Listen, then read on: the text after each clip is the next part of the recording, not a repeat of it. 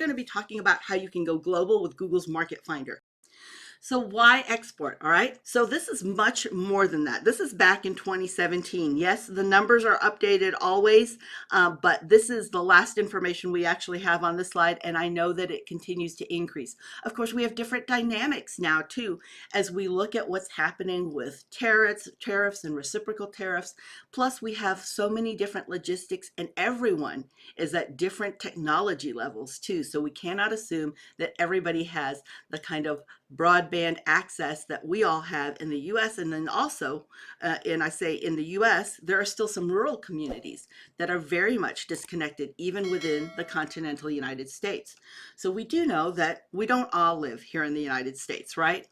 But we are going to talk today about how we can explore new markets and really position ourselves with a competitive advantage there when a competitor may not even have a presence. So we also, in looking at new markets, we have talent pools, and we learned that really well in 2020 as we all went remote and did it. Even if we're not doing it now, we all have some of that experience from 2020. So we do know what it's like to work with people across the pond, across the sea, and we're doing that at different time zones, different skill sets, different tools that people have access to, as well as different incentives that are happening there when we're talking about exporting. Now, when we're selling overseas, when we're doing this business, we can make sure we're profitable, competitive, and innovative, but we also have to take into mind the actual culture, the language, and the community that we're considering doing business with. So in doing business and selling overseas, there's everybody from the buyer, the manufacturer, to the distributor. And there is a big difference between all of them. If any of you have not done any exporting yet, so you have a physical product and you haven't done any importing, I should say importing of a product, if you haven't done that, then one of the first terms that you learn when you're importing, and I remember this almost 17, 18 years ago, is the word drayage. Okay, how many know what drayage is here? Let me know in the chat box. So what is drayage? Drayage is, and I'm not going to spell it because I don't want to take us off of it to another tangent, but you can Google it, just even with pronunciation, with misspellings, and it'll come up with what the correct word is. But what drayage is the cost of taking it from the truck to the loading dock.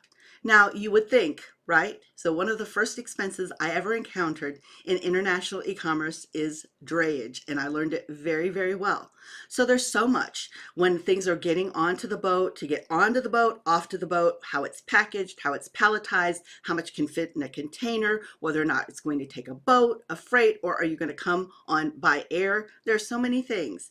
Then it gets in and you have to work with customs and be able to go through customs. Then it may sit in storage or sit on the sea for a while. If you remember back, I think it was in 2018, when everything sat in Long Beach, or even at the start of 2020, when everything sat at different ports, just sitting there because there weren't any people to unload it. So it's sitting there. Now you have storage fees because now it's sitting, not unloaded. Now you unload from the boat, you get it into a truck. Now you got the truck getting to the warehouse. You think that the truck driver is going to unload it into the warehouse, but they're not. The cost of unloading a truck to go from the truck to the dock is known as drayage. And that's an expensive cost because the warehouse doesn't come off of their dock to go get it out of the truck. The truck driver opens the back, but does not take a forklift out or a dolly to unload it. So now you need drayage. You need somebody to be able to do that in between. It is also one of the first lessons people learn when they're first importing into Amazon, because Amazon is there at its warehouse and you have your truck, but then you have to consider the cost in between. So that's what drayage is. So for you, you have a lot of questions to consider. What are all the costs, even the ones that you may not be aware of?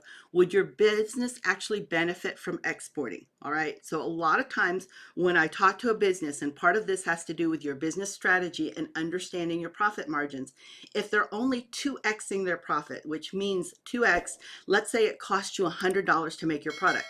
2x means that you are getting what in there? Your margin. So you're getting $200, you're getting $100. That's it. You've only doubled the price that you actually have. I will find and have found that most people who export need to 5x their product because of all the costs that happen in between. So while it might look great initially, think of all those surprise costs. So would your business benefit from exporting? What products and services could you offer?